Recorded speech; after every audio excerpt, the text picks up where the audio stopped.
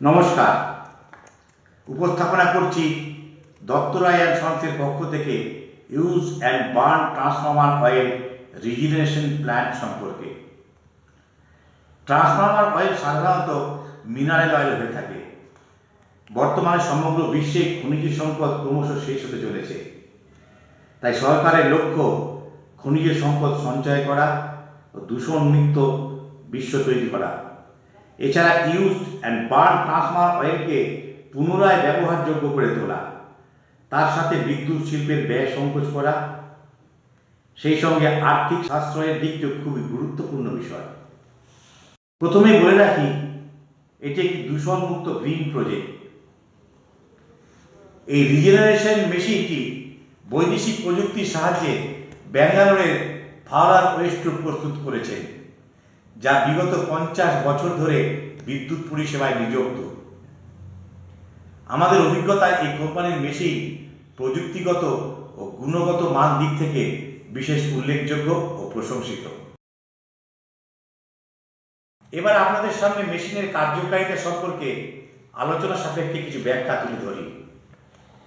এই মেশিনের দ্বারা 3টি পর্যায়ে কার্য সম্পন্ন করা হয়ে থাকে।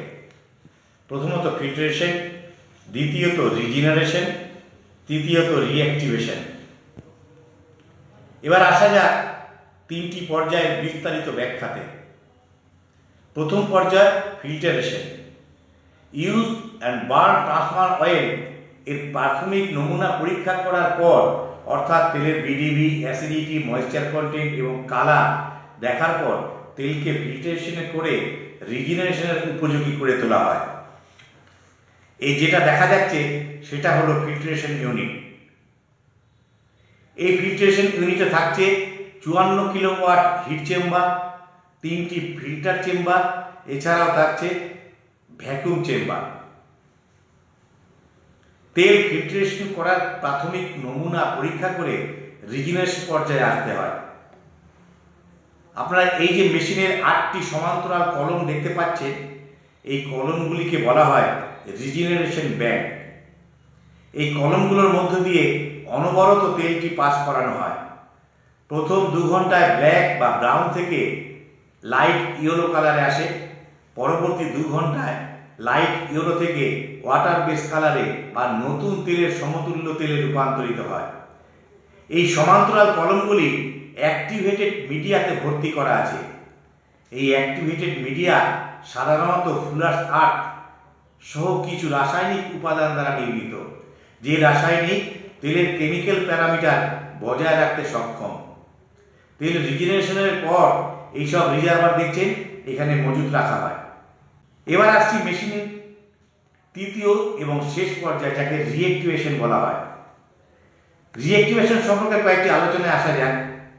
সাধারণত 2500 থেকে 3000 লিটার তেল রিজেনারেশন হওয়ার পর এই সমান্তরাল কলমের অ্যাক্টিভেটেড মিডিয়ার কার্যকারিতা হারিয়ে যায়। তখন কলমগুলির তেল শূন্য করে বিশেষ হিটারের মধ্যে অবস্থিত সেই হিটারগুলির দ্বারা প্রায় 400 ডিগ্রি তাপমাত্রায় কমপক্ষে 8 থেকে 10 ঘন্টা তাপ নিঃসরণ করার পর মিডিয়াগুলিকে পুনরায় তার আগের কার্যক্ষমতায় ফিরিয়ে আনা যায়। এইভাবে 300 থেকে 350 বার মিডিয়াগুলিকে রিঅ্যাক্টিভেশন করে ব্যবহার করা হয়। এই পদ্ধতির জন্যই প্ল্যান্ট সংলগ্ন জায়গা প্রায় দূষণমুক্ত থাকে। কোনো বর্জ্য পদার্থ মুক্ত জায়গায় ফেলার মতো অবশিষ্ট থাকে না। তেল ফিল্ট্রেশন ও রিজেনারেশনের পরে সেই তেল রিজার্ভারে মজুত করা হয় এবং এখান থেকে স্যাম্পেল নিয়ে আমাদের নিজস্ব ল্যাবরেটরিতে তেলের গুণমান নির্ণয় করা হয়। সবশেষে আসা যাক রিজেনারেশন অয়েলের গুণগত মান নির্ণায়ক কেন্দ্রে বা আমাদের নিজস্ব টেস্টিং ল্যাবে। এখানে NABL স্বীকৃত সমস্ত ইনস্ট্রুমেন্ট মজুত আছে, যা থেকে আমরা ট্রান্সফর্মার অয়েলের গুণগত মান নির্ণয় করে সমস্ত পরিষেবা দিয়ে থাকি। দেখতে পাচ্ছেন আমাদের সমস্ত ইনস্ট্রুমেন্ট। নমস্কার, ধন্যবাদ।